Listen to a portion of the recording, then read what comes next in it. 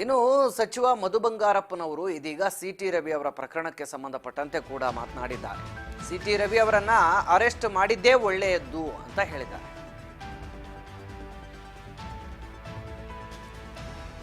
ಬಿಜೆಪಿಯವರ ಹಣೆ ಸಿಟಿ ರವಿ ಹಣೆ ಬರಹನೂ ಕೂಡ ಗೊತ್ತಾಗುತ್ತೆ ಅಲ್ವಾ ಅಂತ ಪ್ರಶ್ನೆ ಮಾಡಿದ್ದಾರೆ. ಸಿಟಿ ರವಿ ಅವರನ್ನ ಅರೆಸ್ಟ್ ಮಾಡಿದ್ದೇ ಒಳ್ಳೆಯದು.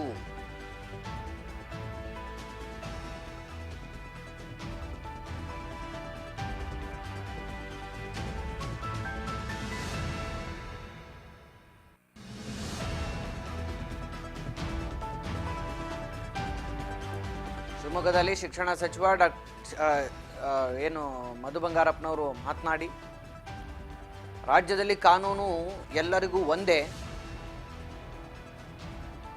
ರವಿ ಬಂಧನ ಆಗಿದೆ ಕಾನೂನಿನ ಪ್ರಕಾರ. ಸಿಟಿ ರವಿ ಅವರ ಬಂಧನ ಮಾಡಿದ್ದೇ ಒಳ್ಳೆಯದು ಅಂತೇಳಿ ಮಧು ಬಂಗಾರಪ್ಪನವರು ಹೇಳಿದ್ದಾರೆ. ನಾನೇ ಪದಬಳಕೆ ಮಾಡಬೇಕಾದ್ರೆ ಇನ್ನೊಬ್ಬರು ಯಾರು ಶಾಸಕರು ಇರ್ತಾರೆ ಅವರು ಕೂಡ ನಂತರನೇ ಓಟ್ ಹಾಕ್ಸ್ಕೊಂಡು ಗೆದ್ಕೊಂಡು ಬಂದಿರ್ತಾರೆ. ಅವರು ನಾನು ಪದಬಳಕೆ ಮಾಡಬೇಕಾದ್ರೆ ಡೆಮೊಕ್ರೆಟಿಕ್ ಸಿಸ್ಟಮಲ್ಲಿ ಅಲ್ಲಿ ಕೆಲವು ರೂಲ್ಸ್ ಆ್ಯಂಡ್ ರೆಗ್ಯುಲೇಷನ್ಸ್ ಇರ್ತವೆ. ಅದನ್ನೆಲ್ಲ ನಾವು ಏನಂತ ಓದ್ ತಗೊಂಡಿರ್ತೀವಿ, ವಿಧಾನಸೌಧದಲ್ಲಿ ಏನು ಓದ್ ತಗೊಂಡಿರ್ತೀವಿ, ಬಾಬಾ ಸಾಹೇಬ್ ಅಂಬೇಡ್ಕರ್ ಅವ್ರು ಬರೆದಿರ್ತಕ್ಕಂಥ ಆ ಬೋಧನೆ ಮಾಡ್ತೀವಿ ನಾವು. ಅಂತ ಸ್ಪೀಕರ್ ಎದುರುಗಡೆ ಪ್ರಮಾಣ ಮಾಡುತ್ತೇನೆ, ಮಿನಿಸ್ಟರ್ ಆಗಿ ನಾ ಪ್ರಮಾಣ ಮಾಡುತ್ತೇನೆ. ಎಲ್ಲಿಂದ ಬಂತದು? ಇದೇ ಬಾಬಾ ಸಾಹೇಬ್ ಅವ್ರು ಕೊಟ್ಟಿರೋದು. ಆ ಪ್ರಮಾಣ ಮಾಡಿ ಬಾಬಾ ಸಾಹೇಬ್ ಅವರ ಹೆಸರಲ್ಲಿ, ಬಾಬಾ ಸಾಹೇಬ್ ಅವರಿಗೆ ಇನ್ಕ್ಲೂಡಿಂಗ್ ಅಮಿತ್ ಶಾ, ನಾ ಹೇಳ್ತೀನಿ ಕ್ರಿಮಿನಲ್ ನಂಬರ್ 1 ಯಾರು ಅಂದ್ರೆ ಅಮಿತ್ ಶಾನೇ. ಯಾಕೆಂದ್ರೆ ಬಾಬಾ ಸಾಹೇಬ್ ಅಂಬೇಡ್ಕರ್ ಅವರ ಸಂವಿಧಾನದ ಮೇಲೆ ಪ್ರಾಮಿಸ್ ಮಾಡಿ, ಶಪಥ ಮಾಡಿ ಇವತ್ತು ಪಾರ್ಲಿಮೆಂಟ್ ಒಳಗೆ ಹೋದವರು ಇವತ್ತು ಬಾಬಾ ಸಾಹೇಬ್ ಅಂಬೇಡ್ಕರ್ನ ನೀವು ಪೂಜೆ ಮಾಡೋದು ಬೇಡ, ದೇವರನ್ನ ಪೂಜೆ ಮಾಡ್ರಿ ಅಂತ ಹೇಳಿದ್ರೆ ಏನು ಮಾಡ್ಬೇಕು ಹೇಳ್ರಿ ನೋಡೋಣ.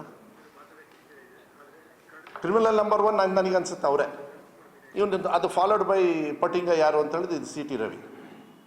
ಇನ್ನು ಎಂಥವ್ರು ಸಿಗ್ತಾರೆ ನಿಮಗೆ ಬಿ ಜೆ ಪಿಯಲ್ಲಿ? ತಗೊಳ್ಳಿ ನಿಮಗೆ ಲಿಸ್ಟ್ ಅಲ್ಲ ಎಷ್ಟು ಜನರದ್ದು. ಸಿಟಿ ರವಿ ನ್ಯಾಷನಲ್ ಹೈವೇಲಿ ಏನು ಮಾಡ್ದ? ಆ ಕೇಸ್ ಏನಾಯಿತು?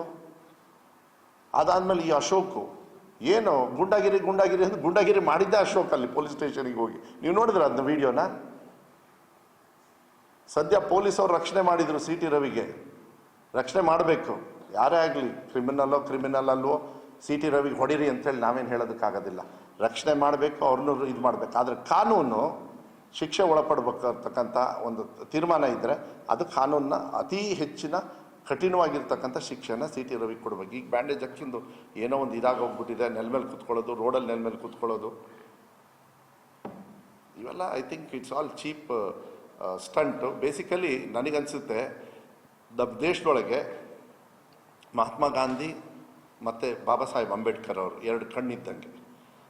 ಅವೆರಡು ಒಟ್ಟಿಗೆ ನೋಡಿದರೆ ಮಾತ್ರ ನಾವು ಮನುಷ್ಯರಾಗಿರ್ತೀವಿ ಹೊರತು ಈ ಬಿ ಜೆ ಪಿಯವ್ರ ಥರ ಬೇರೆ ಅವ್ರಿಗೇನಾದ್ರು ಮೋಸ್ಟ್ಲಿ ಗೋಡ್ಸೆದು ಫೋಟೋ ಹಾಕ್ಬಿಡ್ತಾರೆ ಬೇಕಾದ್ರೆ.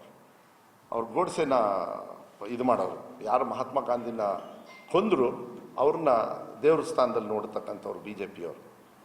ಇದನ್ನು ನಾವು ಖಂಡನೆ ಮಾಡಬೇಕಾಗ್ತದೆ.